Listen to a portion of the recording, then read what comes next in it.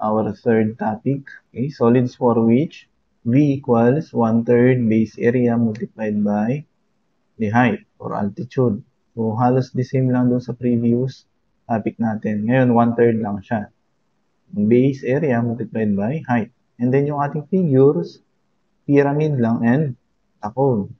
Pero dun sa problem, maaring combination ng topic na to at yung ating previous topic. Okay, so dito tayo sa formula ng pyramid. So, ang volume ay 1/3, yung area dito, and then yung height. Then next, yung total surface area, yung sum daw ng triangles forming the side. So, ibig sabihin yung mga nasa gilid na triangle, yung 4. Then, yung base area dito, yung base area yung nasa baba. Second, yung cone. So, ang formula, volume is equal to 1/3 pi r square h. Then, curved surface area. Yung curved surface area, yung nasa gilid lang or yung nasa palibot. Okay, yung formula, pi r L. Yung L dito, yung slant height. And then, yung total surface area, ipa-plus lang natin yung area ng circle dito sa baba, dito sa curved surface area. Kaya meron tayong pi r square. So, example 3.3.1. So, number 1, determine the volume and the total surface area of the square pyramid shown if its perpendicular height is 12 cm. So, yung 12 cm, ito yung nandito sa loob. So, yan ay 12 cm. So, the required are surface area and volume. So, V and yung area, pwede nyo ilagay na A na lang. Okay? So, wala naman tayong ibang isasolve na area. Solution. So, for the volume, the formula is 1/3. Yung base area, so, gawin natin siyang, ito yung base area. Dito. So, A sa B. Multiplied by yung height or yung ating altitude. So, gawin na natin itong A. So, ito yung ating solution. Okay, this is equal to 1/3 base area. Take note, we have a square pyramid. So, square yung base niya. So, meron tayong side na 5 centimeters. So, ilalagay lang natin area ng square. So, 5 centimeter square. So, area to ng square. Kung gusto niyo ilagay 5 times 5 centimeters, okay lang din. Yung height, 12 cm is equal to 100 cubic centimeters. So, tama yung sagot natin. For the area or total surface area, okay, take note, we need to solve the area of each triangle. So, therefore, we need the base. So, meron na. Okay, and then yung height. Yung height mula dito sa A hanggang sa C. So, kailangan natin yon. So, yung area ng triangle or yung total surface area natin dyan ay yung area sa B or sa base plus yung 4 triangle sa gilid. So, 4 times yung area ng triangle. Yung area B, ito na yon. Yung area ng square. Okay, and then ito yung area ng triangle. So, solve natin muna yung area ng triangle.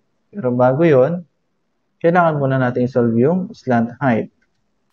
So, dun sa triangle ADE, so, nandito yung ating triangle or yung ating height ng triangle dito sa point C. So, paano ba i-solve yung slant height nito or yung side ng ating triangle? So, unang-una, meron tayong height dito or altitude na 12 cm. So, kung i-relate natin yung height or yung 12 cm dito sa slant height AC, pwede natin siyang isolve na gamit yung Pythagorean theorem. Kung halimbawa, ito yung C, yung A, ito yung B. Ito yung kailangan nating isolve dito. So, yung AC na yan, ito yon. And then yung AB, yung height dito. Ito yung BC dito. Okay, so bali yan ay right triangle. So, therefore, pwede nating isolve ngayon yung AC dito. So, bali itong AB na to ay yung 12 centimeters. Tapos ito ay 5/2. Yung kalahati lang ng haba nito. So, gamit yung Pythagorean theorem, solving for AC is equal to 12 centimeter square plus yung 5 halves square. So that is equal to 12.26 centimeters. So we can now solve for the total surface area. So AB, yung base area, yun, yung area ng square. So side square lang or 5 square plus yung apat na area ng triangle. So 4 times yung area nito, 1 half. Yung base natin dyan, yung DE, yun, 5 centimeter. Okay, and then, yung ating height, yun yung AC, which is equal to 12.26 centimeter, yung AC. So, our unit here is centimeter. So, centimeter din tong dalawa. So, ang unit natin dyan ay square centimeter. Ang sagot dyan ay 147.6 square centimeter. So, tama yung ating sagot. So, next, number 2, determine the volume and total surface area of a cone of radius 5 cm and perpendicular height of 12. Yung radius nandito na, tapos yung height nandito na rin. Okay, so ang required dito, yung volume and total surface area. Yan. So, pwede natin gamitin ulit yung V tsaka yung A. Yung area dito, yung total surface area. Okay, solution. For V, ang formula natin ay 1/3 base area or pi r square times height. So that is equal to 1/3 yung ating r. So, 5 square times yung height ay 12. Okay, so ito ay centimeter. Centimeter din to. So, cubic centimeter yung ating unit sa volume. So, ang sagot dyan ay 314.16 cubic centimeter. So, yun nandito, yung mga 2 decimal places kasi yung sa akin. So, okay lang din pag ganito yung sagot ninyo. The next unknown, for the area or total surface area, so base area, yung area nung nasa baba, tsaka yung area dito sa gilid. So, yung ating formula, yung pi RL multiplied by or plus yung base area, yung pi r square. So, wherein we need to solve for L. So, pwede nyo ilagay dito yung solution where L is equal to square root of, yung gamit yung ating Pythagorean theorem, yung 12 square plus 5 square. So, kahit hindi nyo naisulat yung formula na square root of h square plus r square, okay lang din. Then, kung gusto nyo maglagay ng mga variable, halimbawa yung variable natin na c, yung b, saka a, para dito sa height, okay lang din. Tapos sulat nyo yung formula na c is equal to a square plus b square. So, dito kasi, na-apply na natin siya agad. So, this is equal to 13 centimeters. So, therefore, we can now solve for the total area. Your r is 5 multiplied by our slant height, 13 plus 5, then r squared, so 5. So, this is equal to 282.74 square centimeters. Gusto nyo gawing halimbawa ganyan, 95, minsan ganito kasi yung sagot, pwede rin ganito. Pyramid has a rectangular base of 3.6 cm by 5.4 cm. Determine the volume and total surface area of the pyramid if each of its sloping edges is 15 centimeters. So, take note, yung ating given ay rectangular base pyramid. So, ito yon rectangular, hindi siya square. And then, yung kanyang edge ay ito. Yung edge yung nasa gilid. Okay, 15 centimeter daw lahat ng yon. So, the required are volume and again, total surface area. Gawin na lang natin area ulit. A. So, again, volume, 1/3 base area. So, meron tayo base area. And then, yung height, so wala tayong altitude. Solution natin. So, yung volume ay 1/3. This is for the volume. So, 1/3 yung area ng rectangle dito. Or A sub R na lang. Yan. So, area ng rectangle multiplied by yung ating height. So, wala tayong height dito. So, solve natin siya. So, solving for height. So, take note, meron na tayong 3.6 cm dito na base. Then, itong slant height. Ngayon, paano ba i-relate itong height dito sa dalawang to? So, pwede nyo i-solve ito, itong edge na to. Ayan, yung edge na yan. So, pwede natin i-solve yan. So, meron tayong rectangle or triangle na F, D, E. Ayan. So, drawing natin yung ating triangle na F, D, E. Ito yung ating height, yung F, yung D, then yung E. So, dito galing yon. So, one solution lang to para ma-solve yung H. So, pwede rin dito sa harap. And kung titignan nyo kasi dito, tsaka yon. So, meron din kayong triangle na mapo-form. And kung dito tayo titingin sa gilid, so, ito yung F, ito yung D, then ito yung DG or G. Yan. So, bali ito kasi kalahati na nito or ito yan. Then, pag na-solve na ito, halimbawa ito yung DF, masosolve nyo itong slant height. Ngayon, pwede nyo nang i-solve itong height na to. Gamit naman yung triangle na to. So, dalawang step bago natin ma-solve yung H. So, either ito or itong gagamitin. So, kapag ito, kasi kukonsider natin yung F, G, E. So, yung F, ito yung G, ito yung E. Ito yung H ngayon. Kapag ito naman kasi yung solution, kailangan natin i-solve yung DE dito. So, for short, isosolve muna natin yung diagonal. Dalawa din yung triangle mo dyan. So, bali ito yung ABD, yung nasa baba. ABD. So, isosolve mo yung diagonal dyan, tapos hahatiin mo. So, yun na yung E. Masosolve mo na yung E ngayon dito. So, lalagay mo na yung E dito. Then, ito ay 15. Gagamit ka na ng Pythagorean theorem. So, gamitin natin to. Dito muna tayo. So, i-consider muna natin yung triangle dito. Yan. Yung F, D, G. So, solving for H, gamit to. So, from triangle F, D, G. So, this is 15 centimeters. And this is DG, or 3.6 over 2. That is 1.8. Okay? Kalahati ng 3.6, 1.8. So, from triangle D or F, DG. So, kahit ano yung arrangement, okay lang. So, let us solve for FG using Pythagorean theorem. So, FG is equal to, yun. So, 15 square minus 1.8 square. So, that is equal to 14.89 centimeters. Then, since meron na tayong FG, yan, so yung FG, yan, ito yung FG. So, gagamitin natin tong triangle na to ngayon para ma-solve yung H. Yung F, E, G, or E, F, G. Okay, so ito yun, E, F, G. Ito yung H.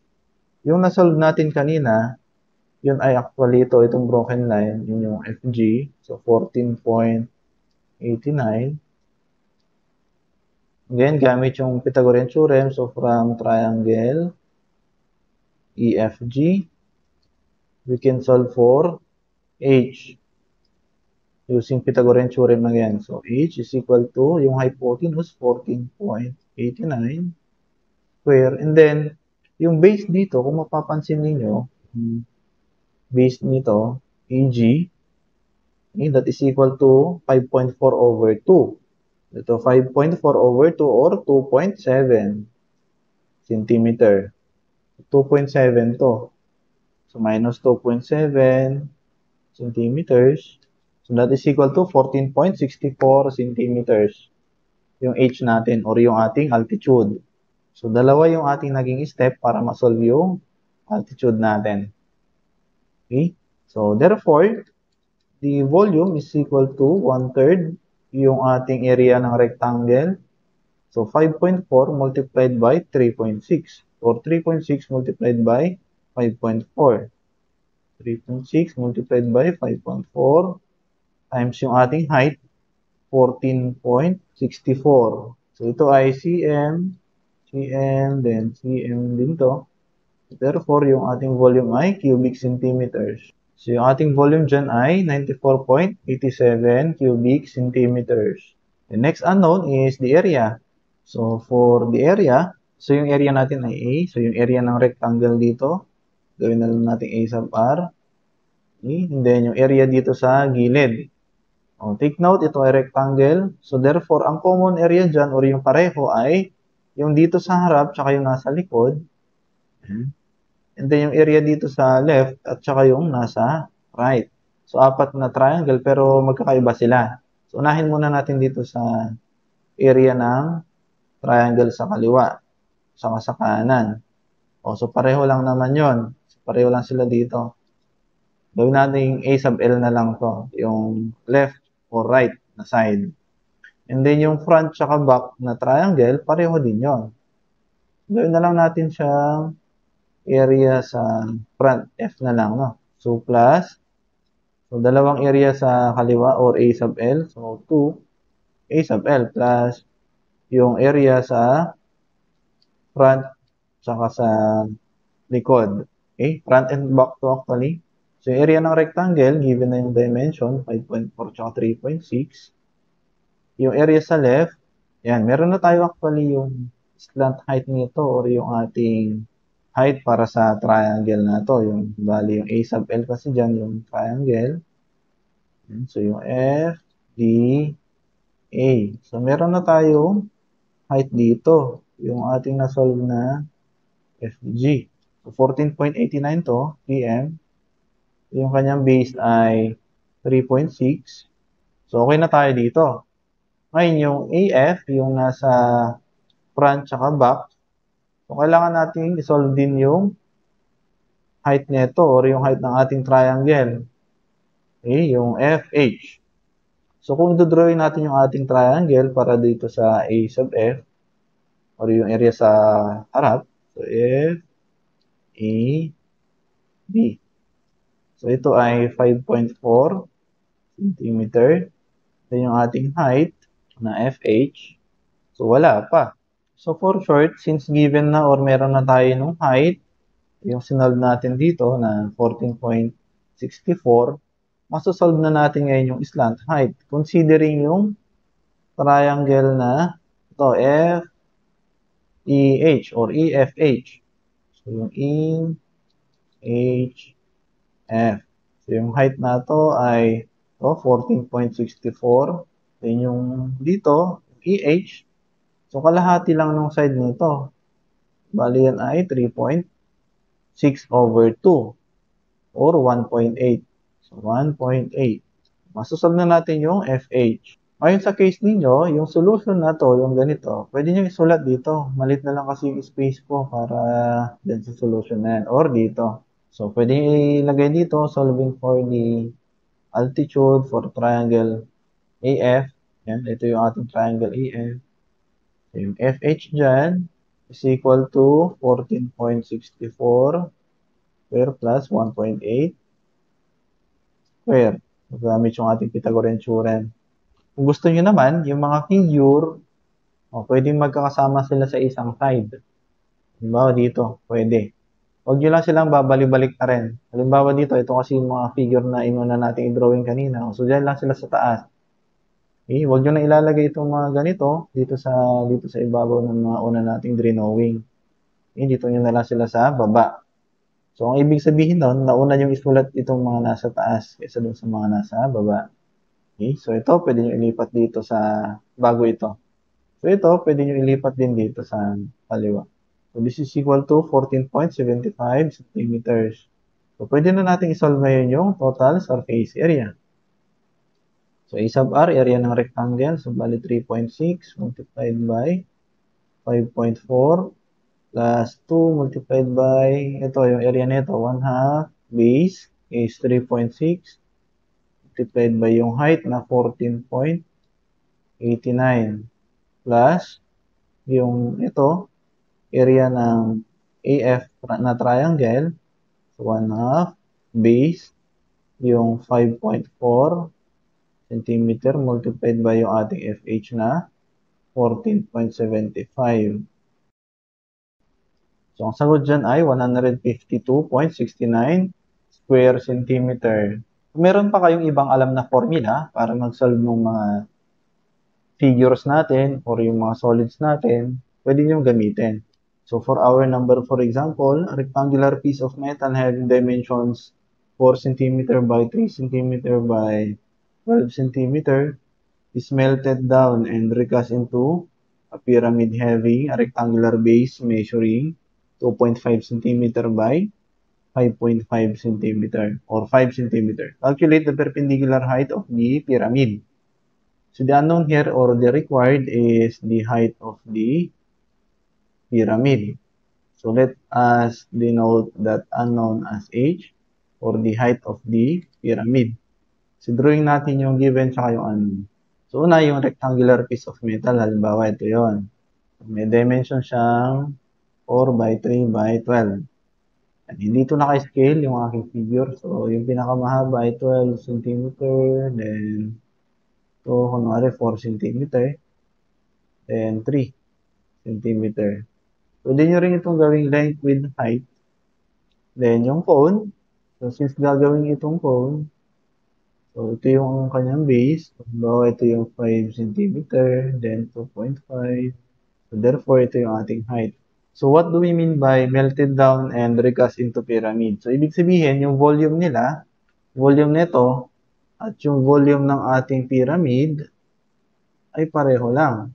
So from that given relation ng kanilang volume, masosolve natin yung height. Okay? So yung volume kasi ng prism, alam natin base area times height. So meron naman tayong base area tapos height. And then yung pyramid, 1/3 base area. So meron naman tayong B. Then yung height. Yun yung unknown. So ito, BH. Ito ay 1/3. A na lang kasi hindi natin pwedeng gamitin yung B. Baka isipin nyo pareho lang. So magkaiba kasi yung area nila. So area multiplied by H. So ito yung ating prism. And volume ng prism ay equal to, ito na yan. So, ating volume ng prism dyan ay 144 cubic centimeter. And then yung volume ng pyramid, alam natin, so pwede natin equate yung ating formula ng volume. Yung volume ng prism is equal to volume ng pyramid. Okay? Actually, yung solution na to, kahit hindi ganito yung solution ninyo. Okay? Kahit ilagay nyo volume ng prism equal to volume ng pyramid, then saka kayo maglagay ng formula dito. Yung ating formula ng prism, kaya nang bala kung anong gusto nyo ilagay na formula or variable, yung length with height, or yung LBH, yung LBH, then yung pyramid, so alam natin, 1/3 base area. So gamitin natin yung base area na 8, yung ating H. So gawin na lang natin H prime to. Baka sabihin nyo pareho lang. And then pwede nyo rin lagyan ng variable to. Ito yung gusto nyo gawing B, yung height, and then yung L, capital L or small l. Okay lang din. Nasa inyo kung gusto nyo lagyan ng variable. So, ganyan lang. So, H prime to kasi hindi natin pwedeng gawin parehong variable to kasi magkaiba naman sila. So, pwedeng ganito yung solution ninyo, mas maiksi kaysa dito. Then, saka kayo mag-substitute ng mga given values. So, dun sa area or yung volume ng prism, ito yun, so equal to 1/3 yung area ng pyramid. So, 5 cm multiplied by 2.5, then yung ating unknown na height, and then simplify nyo na lang. Okay, so ang makukuha nyo sagot dyan na H, ito rin naman, 34.56 centimeters. Yung supposed to be na number 5 na example, ay nilipat ko na dun sa last part. Then yung iba sa exercises, nilipat ko din. So, konti lang yung natirang exercises dito sa topic na to. So, pakicheck na lang yung ating updated na module dun sa files tab natin. So, bali ito na yung exercises 3.3.1 natin. Hindi na siya yung madami. So, meron lang kayong 1, 2, 3, 4, 5. Okay? Ito, madali lang to. Halos direct substitution lang. Yung iba dito, kailangan nyo lang gamitin yung ating Pythagorean theorem para ma-solve halimbawa yung height or altitude ng, like for example dito, si sloping edges yung given, so wala tayong altitude. Even yung ating slant height or yung naka-slant na part ng pyramid dito, kailangan nyo ding isolve. So, ang susunod na topic na dito, yung 3.4 na, solids for which V is equal to mean base area times height na.